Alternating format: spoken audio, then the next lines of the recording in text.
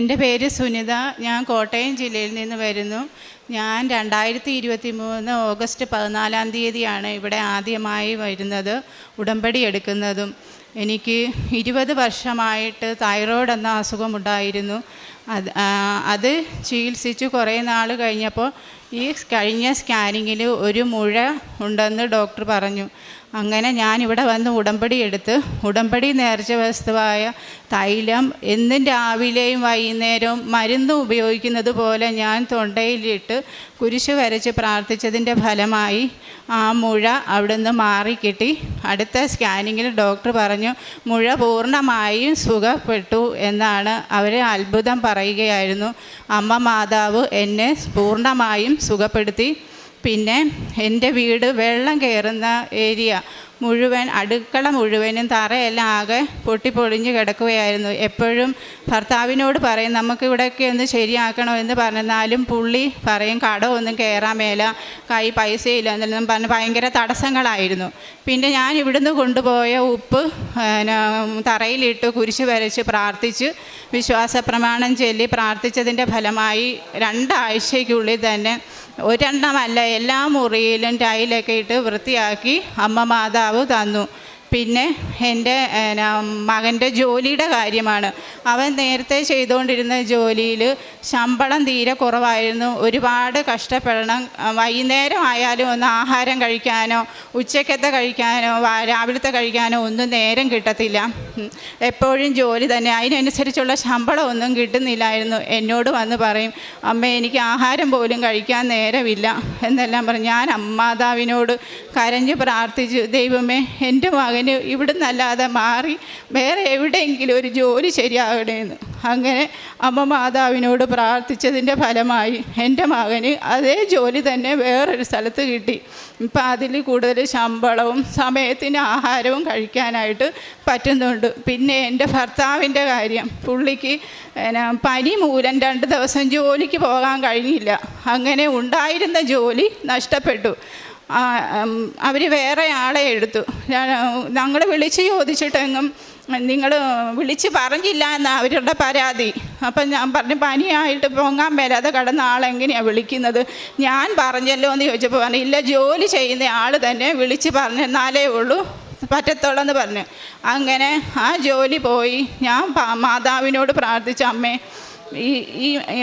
എൻ്റെ ഭർത്താവിന് മറ്റൊരു ജോലി നൽകുകയാണെങ്കിൽ ഞാനിവിടെ വന്ന് സാക്ഷ്യം പറഞ്ഞേക്കാവുന്നു. അങ്ങനെ 2 ആഴ്ച കഴിഞ്ഞ് പുള്ളി ജോലിയുടെ കാര്യം അന്വേഷിച്ച് കടയിൽ പോയപ്പോഴത്തേക്കിന് എൻ്റെ കയ്യിലുണ്ടായിരുന്ന ഉപ്പ് ഞാൻ വിശ്വാസ പ്രമാണം ചൊല്ലി പ്രാർത്ഥിച്ച് പുള്ളിയുടെ കയ്യിൽ ഞാൻ കൊടുത്തു. ഏത് കടയിലാണ് കയറുന്നത് അത് അവിടെ ഇടാൻ പറഞ്ഞു. അങ്ങനെ ഇട്ടതിൻ്റെ ഫലമായി 2 ദിവസം കഴിഞ്ഞപ്പോൾ അവിടുന്ന് തന്നെ ജോലിക്ക് ചെല്ലാൻ വിളിച്ചുകൊണ്ട് പറഞ്ഞു. അങ്ങനെ അമ്മ മാതാവ് അനുഗ്രഹിച്ചു.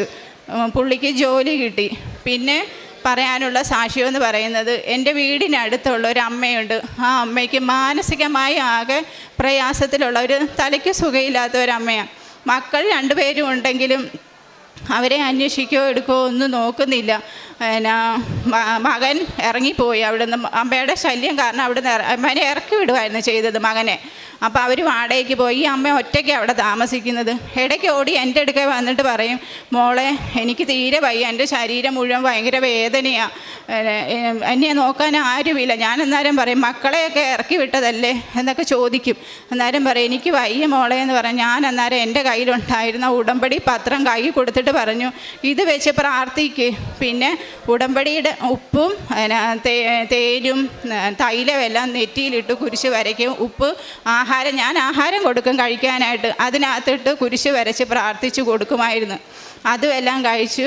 അതിൻ്റെ ഫലമായി കുറച്ച് നാൾ കഴിഞ്ഞപ്പോഴത്തേക്കിന് അവരുടെ മക്കൾ 2 പേരും അവരെ അന്വേഷിക്കുകയും നോക്കുകയും വന്ന് കൂട്ടിക്കൊണ്ട് പോയി. മകൻ വന്നപ്പോൾ കൂട്ടിക്കൊണ്ട് പോയി. ഇപ്പം മകൻ്റെ വീട്ടിലാണ് താമസം. അപ്പം എന്നെ കാണുമ്പം പറയും എനിക്ക് ഒരുപാട് ആഹാരം തന്ന മകളാണ്. ഞാൻ പറയും അതിനെന്നാ ഇനിയും ഞാൻ തരാമെന്ന് പറയും.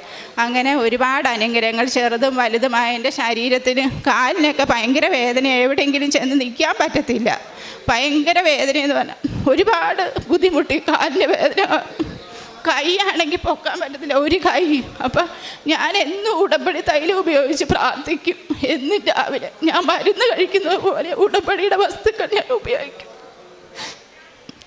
അങ്ങനെ അമ്മ മാതാവ് എനിക്ക് പൂർണ്ണ സൗഖ്യം അവിടുന്ന് തന്ന എല്ലാ അനുഗ്രഹങ്ങൾക്കും കൃപകൾക്കും ഒരു കോടാനുകോടി ഞാൻ നന്ദി പറയുന്നു. പിന്നെ കാരുണ്യ പ്രവർത്തനങ്ങൾ എന്ന് പറയാനായിട്ട് ഇവിടുന്ന് കൊണ്ടുപോയ ഉടമ്പടി പത്രം ഞാൻ ആശുപത്രികളിലേക്ക് കൊണ്ട് കൊടുക്കും. പിന്നെ എന്നെ കൊണ്ടാവുന്ന വിധം ആഹാരം ഞാൻ കൊണ്ടാക്കി. ഞങ്ങളുടെ വീടിനടുത്തൊരു പള്ളിയുണ്ട്.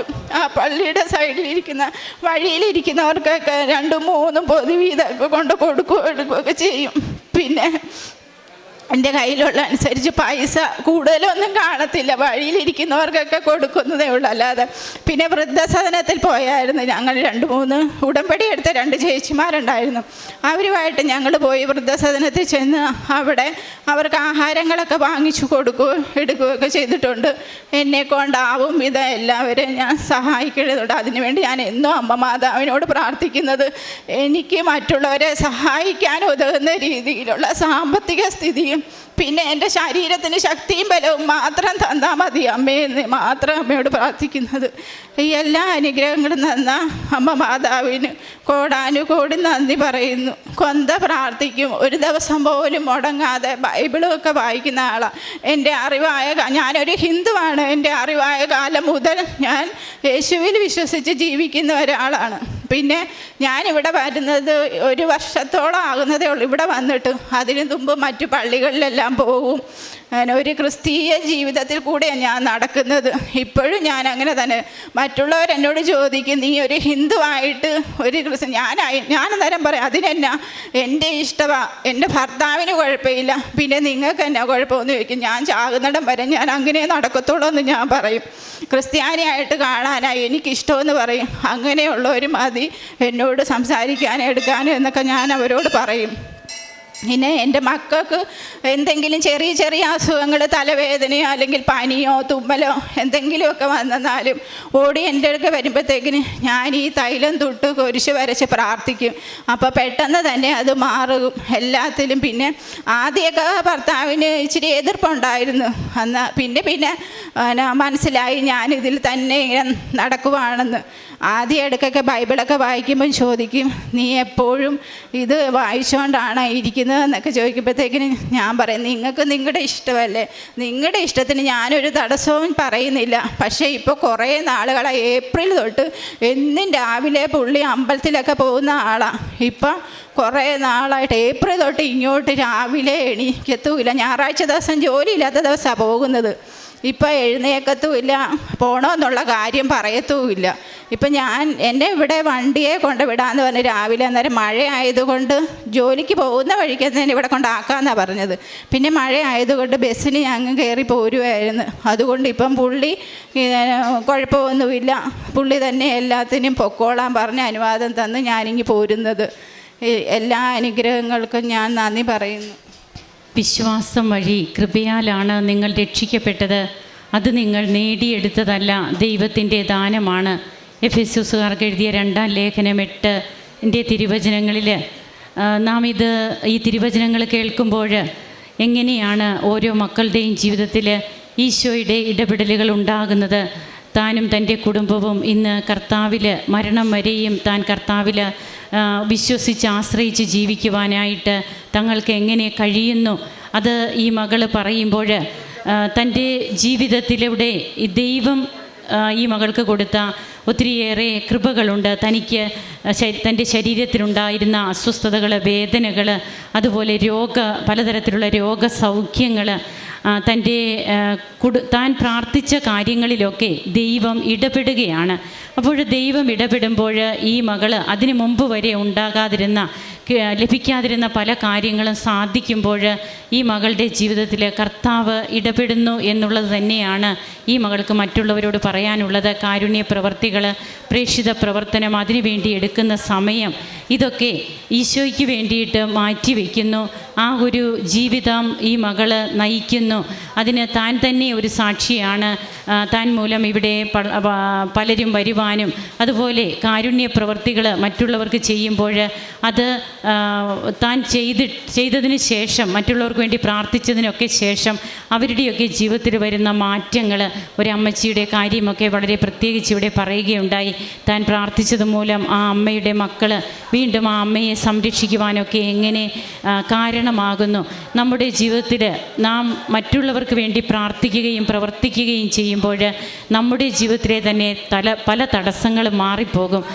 ദൈവം ഈ കുടുംബത്തിന് നൽകിയ എല്ലാ കൃപകൾക്കും കരങ്ങളടിച്ച് നമുക്ക് ഈശോയ്ക്കും അമ്മയ്ക്കും നന്ദി പറയാം. അത്യപൂർവ ദൈവാനുഭവങ്ങൾ ഇനി നിങ്ങൾക്കും സ്വന്തം. ഈ യൂട്യൂബ് ചാനൽ ഇതുവരെ സബ്സ്ക്രൈബ് ചെയ്തിട്ടില്ലെങ്കിൽ ഇപ്പോൾ തന്നെ സബ്സ്ക്രൈബ് ചെയ്യുക. ഈ വീഡിയോ ഇപ്പോൾ തന്നെ നിങ്ങളുടെ സുഹൃത്തുക്കൾക്ക് ഷെയർ ചെയ്തുകൊണ്ട് കർത്താവിൻ്റെ പ്രേക്ഷിതരാകുക.